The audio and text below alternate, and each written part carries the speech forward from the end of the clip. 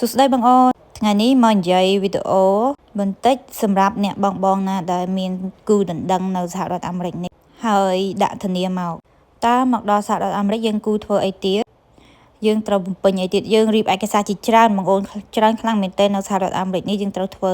ហើយយើងត្រូវតែធ្វើឲ្យត្រូវដូចជាការនៅខ្មែរហើយយើងបំពេញឲ្យអស់យើងស្នើសុំ Green Card 2 ឆ្នាំហើយគេនឹងណាត់យើងទៅសម្ភាសតែយើងគូត្រៀមលក្ខណៈសម្បត្តិអ្វីខ្លះគឺការស្លៀកពាក់យើងនឹងសមរម្យហើយ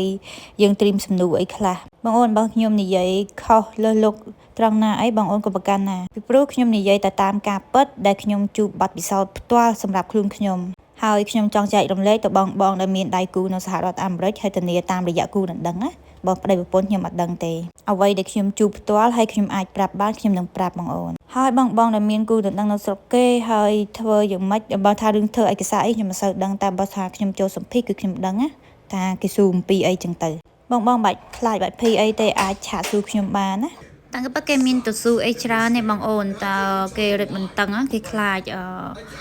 បើយើងពីអ្នកប្តីប្រពន្ធយើងពិតប្រកបថាជាប្តីប្រពន្ធមែនអញ្ចឹងណាយើងមិនចាំបាច់ភ័យអីទេតែបើសិនណាគេរឹតបន្តឹងអញ្ចឹងពីព្រោះមានអ្នកគឺជួលអីមករៀបការនៅស្រុកនេះអញ្ចឹងណាអញ្ចឹងគេអត់ជឿគេអត់អីអញ្ចឹងគេហៅយើងស៊ូអញ្ចឹងទៅហើយខ្ញុំនិងប្តីប្រពន្ធពិតប្រកបតែយើងមានអីទៅភ័យចាគឺយើងប្រាប់គេតាមហ្នឹងសំណួរគេស៊ូច្រើនមែនតើបងអូនហើយអញ្ចឹងបងមានចម្ងល់អាចឆាតស៊ូខ្ញុំបានហើយនឹងខ្ញុំនឹងចែករំលែកវីដេអូក្រោយ